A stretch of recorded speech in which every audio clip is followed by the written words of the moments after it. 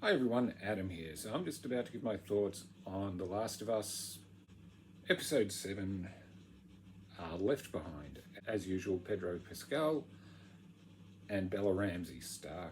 And this episode also stars Storm Reid, Terry Chen, and directed by Liza Johnson. So in this episode, Elle and Joel have taken shelter in an abandoned house, with Joel seeming to be near death.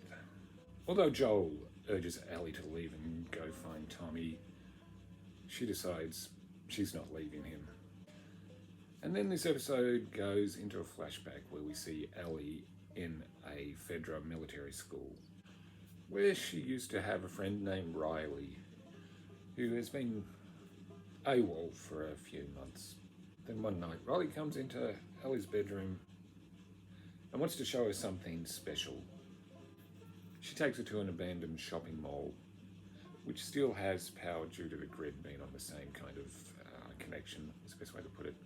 Another thing we also find out is that Riley has joined the Fireflies, which Ellie doesn't agree with. She thinks the Fireflies are terrorists. And this is where we see Ellie get to have a bit of fun and getting overwhelmed by things like escalators and a carousel. Just having a bit of fun for a change. And Riley also shows her the arcade where she gets to play a bit of Mortal Kombat. But we soon find out that Riley is being sent to Atlanta, and this is her way of saying goodbye to Ellie. Of course, Ellie's not happy about that, but they still try to have a bit of fun. You know, basically dancing with some masks on. But Ellie pleads with Riley not to leave, and she agrees to. But soon Ellie and Riley share a kiss. But just when things are going well for Ellie, they realise this place is not completely free of the infected. And a struggle ensues, with Ellie actually killing the infected with a knife. But we soon find out that Ellie's been bitten, and so is Riley. So they make the tough choice whether to end it right there or be infected. As most of the people who've played The Last of Us know, this is based on the DLC, also called Left Behind, which pretty much follows the plot pretty closely. They've taken some things out that probably were deemed not that important.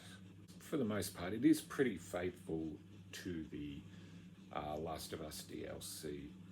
And I thought the chemistry between Storm Reid and Bella Ramsey was really good. And Bella Ramsey gives a really terrific performance in this as well. She shows her sadness, her frustration with being bitten and losing someone she's pretty much just shown her feelings for. Storm Reid did a pretty good job of playing Riley as well. I tell you what, there was one scene I really liked. It's basically they're in the arcade where it's making a lot of noise, and the camera pans around to a single infected down there. It's just such a cool shot that it went from one shot to where the infected is, who of course gets alerted by the noise. Is an action-packed. It's still a pretty interesting story. If you've played the DLC, you pretty much know where it goes. A few minor changes, and like they've only got a limited time for a TV show, so they can't put everything that was in the DLC into this, but this does a pretty good job of being faithful to it. But we also find out that Ellie, from what she's learned for Fedra, is able to stitch Joel up.